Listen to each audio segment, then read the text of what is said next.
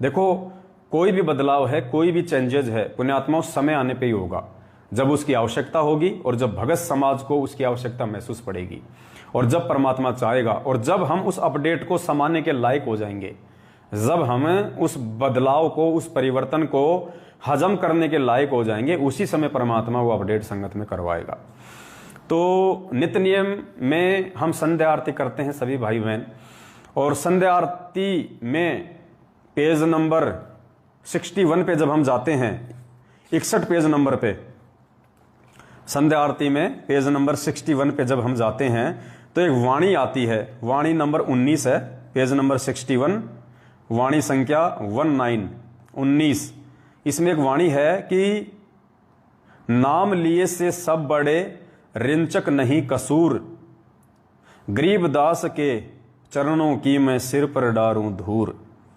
तो भाई, जब हमने गरीबदास जी की फोटो ही आरती से हटा दी है, तो गरीबदास जी के चरणों की धूर हम कैसे डाल सकते हैं अपने चरणों पे? भले ही गरीबदास जी के रूप में यही सतगुरु रामपाल जी भगवान थे, भले ही गरीबदास जी के रूप में आज हमारे ही पूज्य गुरुदेव थे पहले, लेकिन पुण्यात्माओं, वक्त गुरु का रोल अहम होता है। वर्तमान गुरु का, प्रेजेंट गुरु का रोल भक्ति मार्ग में मुख्य होता है। आज से पहले तो ये परमात्मा ना जाने कितने रूपों में आए हैं, कितने रूपों में। सतयुग में भी यही परमात्मा आए, सतगुरु रामपाल जी भगवान। त्रेता में भी यही सतगुरु रामपाल जी भगवान आए। द्वापर में भी यही सतगुरु रामपाल जी भगवान आए। कलयुग की प्रथम पीढ़ी में भी कबीर नाम से यही सतगुरु रामपाल जी भगवान आए।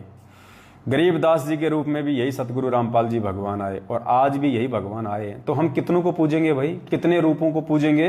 परमात्मा कहते हैं अनंत कोटि अवतार हैं, नो बुद्धि चितवे नास, और खालिक खेल खलक में 6 ऋतु 12 मास। वो परमात्मा तो 6 ऋतु 12 मास, यानी उस परमेश्वर की उपस्थिति के बिना तो ये पृथ्वी एक सेकंड भी सुनी नहीं रहती है। तो बताओ पुण्यात्माओं, हम कौन कौन से रूपों को पूजेंगे? परमात्मा के तो करोड़ों अवतार हो चुके हैं, करोड़ों बार ये परमात्मा सतलोक से यहां आ चुका है। तो क्या हम उन सबकी फोटो रखें अपने घर में, सबको पूजें, सबको मनाएं? नहीं, केवल परमेश्वर के वर्तमान रूप को ही मनाया जाएगा, वर्तमान स्वरूप को ही पूजा जाएगा, और वर्तमान रूप से ही हमारे को फायदा मिलेगा। तो संध्या आरती का पेज नंबर 61, वाणी संख्या 19, नाम लिए से सब बड़े रिंचक नहीं कसूर, गरीबदास के चरणों की मैं सिर पर डारूं धूर। आज से पहले जब हम भगत भाई बहन इस वाणी को बोलते थे तो हम सबको ऐसा लगता था, भाई गरीबदास जी के चरणों की धूर क्यों डालें सिर पे?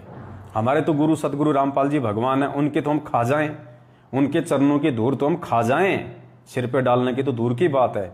तो हमें थोड़ा सा आत्मा को ये स्वीकार्य नहीं होता था, अटपटा सा लगता था। और जब ये वाणी हम बोलते थे कि गरीबदास जी के चरणों की मैं सिर पे डारूं धूर, तो हमारा ध्यान हमारे पूज्य गुरुदेव जी के चरणों में जाता था, ना कि गरीबदास जी की तरफ जाता था।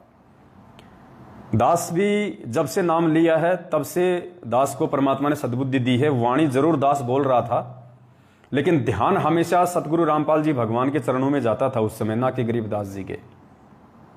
तो अब परमात्मा ने जोधपुर से हमारे एक भाई हैं, प्रकाश जी नाम है शायद, उनको परमात्मा ने निमित्त बनाया है, और उन्होंने दास को इसका स्क्रीनशॉट भेजा कि भगत जी इसका जो सरलार्थ है उसमें देखो गुरुदेव ने क्या लिखा हुआ। तो परमात्मा ने दया बख्शी, मेहर बख्शी। ये इसका सरलार्थ है जो दास आपको पढ़ के सुना देता है।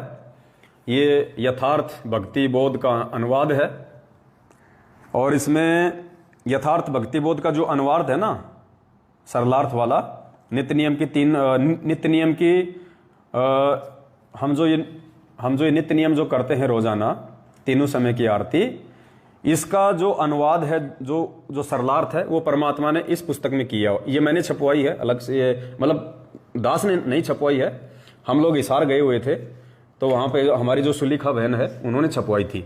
बाकी गुरुदेव के द्वारा ये किया हुआ है, लेकिन इन्होंने ये PDF से निकलवाई थी। बात एक ही है, चाहे ये हो चाहे ये हो। तो ये जो वाणी है, नाम लिए से सब बड़े रिंचक नहीं कसूर, गरीबदास के चरणों की मैं सिर पे डारूं धूर। अब देखिए गुरुदेव ने इसका क्या अनुवाद कर रखा है पुण्यात्माओं। संकेत तो परमात्मा ने 2013 में जब इसका अनुवाद किया उसी समय कर दिया था, लेकिन आप और हम सब जीव हैं, हमारी बुद्धि में ये बातें नहीं आ सकती जब तक परमात्मा की मेहर ना हो, और जब तक हम इन चीज़ों को समझने के लायक नहीं हो जाएं तब तक परमात्मा भी हमारी बुद्धि नहीं खोलता इन चीज़ों को समझने की।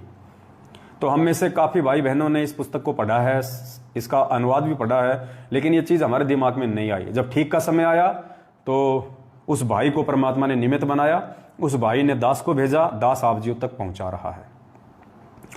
सरलार्थ, यह वाणी संत गरीबदास जी की अपनी नहीं है।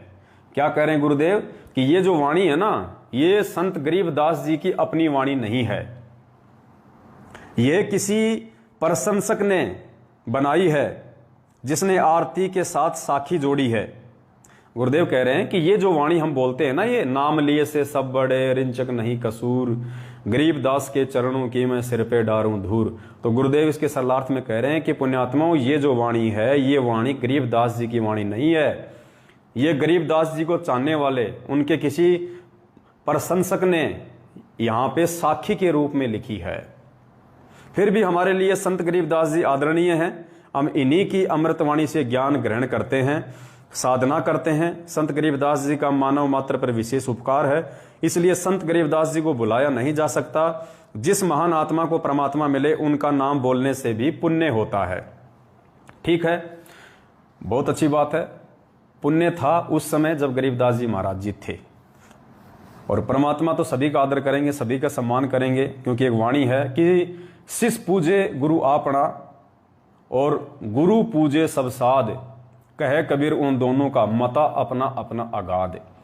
यानी इस वाणी में परमात्मा शिष्य के लिए क्या आदेश दे रहे हैं कि शिष्य पूजे गुरु अपना, शिष्य केवल अपने गुरु को ही पूजेगा, अपने गुरु के चरणों की धूल ही अपने सिर पे डालेगा।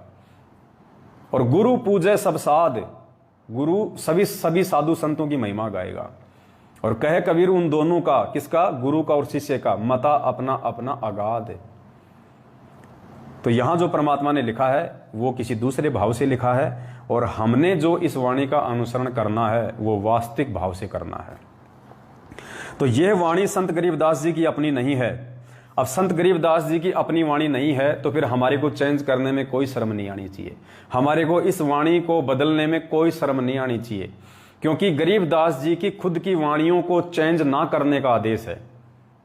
केवल गरीबदास जी की जो वाणियां हैं, जो गरीबदास जी ने जो वाणियां लिखवाई थी, केवल हम उनको चेंज नहीं कर सकते, और जो गरीबदास जी की वाणी नहीं है उसको हम लाख बार चेंज कर दें, 1000 बार हम चेंज कर दें। तो अब हम यहां क्या करेंगे?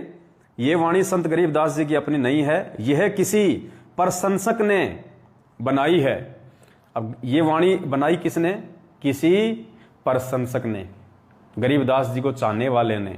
किसके लिए? गरीबदास जी के लिए। तो पुण्यात्माओं, आज हम किसके सबसे बड़े फैन हैं? हम किसके प्रशंसक हैं? हम किसको चाहते हैं? सतगुरु रामपाल जी भगवान को। तो हम नई वाणी क्यों बनाएं? हम इसी वाणी को चेंज कर देंगे। हम इसी वाणी में गरीबदास जी की जगह सतगुरु रामपाल जी भगवान का नाम बोलेंगे। तो वाणी भी चेंज नहीं हुई, हमारे गुरुदेव भी प्रसन्न हो जाएंगे, और ज्ञान आधार से परमात्मा ने जो परीक्षा लेनी चाहिए हम उसमें भी पास हो जाएंगे, और हमारे भाव भी हमारे गुरुदेव के ही चरणों में जाएगा, ना कि गरीबदास जी के चरणों में। तो सभी भाई बहन ध्यान रखें, आज के बाद जब भी हम संध्या आरती करें और हम ये वाणी बोलें कि गरीब नाम लिए से सब बड़े रिंचक नहीं कसूर, सतगुरु रामपाल जी के चरणों की मैं सिर पे डारूं धूर। परमात्मा दया करें, हम सभी भाई बहन एक ही शब्द यूज करें।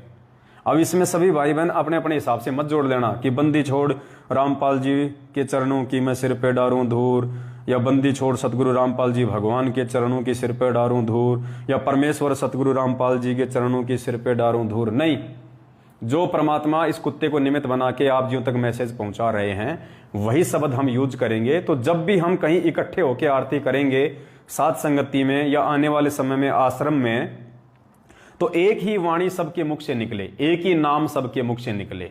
तो हमने यहाँ पे जो लिखा हुआ है गरीबदास के चरणों की मैं सिर पे डारूं दूर, तो हम यहाँ पे अपने गुरुदेव के नाम के आगे दास शब्द तो यूज कर नहीं सकते, क्योंकि हमें पता चल गया कि दास की तो खाली भूमिका कर रहे हो, दास के गुण समझाने के लिए कि दास में क्या गुण होते हैं, भगत में क्या गुण होते हैं। तो ये तो परमात्मा है। तो हम क्या बोलेंगे, गरीब नाम लिए से सब बड़े, रिंचक नहीं कसूर, सतगुरु रामपाल जी के चरणों की मैं सिर पे डारूं धूर। आज के बाद हम सभी भाई बहनों ने इस प्रकार से बोलना है। ये किसी के ऊपर दबाव नहीं है, कोई प्रेशर नहीं है। कोई ना बोलना चाहे तो ना बोलें, बोलना चाहे तो बहुत अच्छी बात है ज्ञान आधार से, और बोले तो इतनी हमारी जरूर प्रार्थना है कि सतगुरु रामपाल जी नाम ही बोलें। सतगुरु रामपाल जी के चरणों की मैं सिर पे डारूं धूर।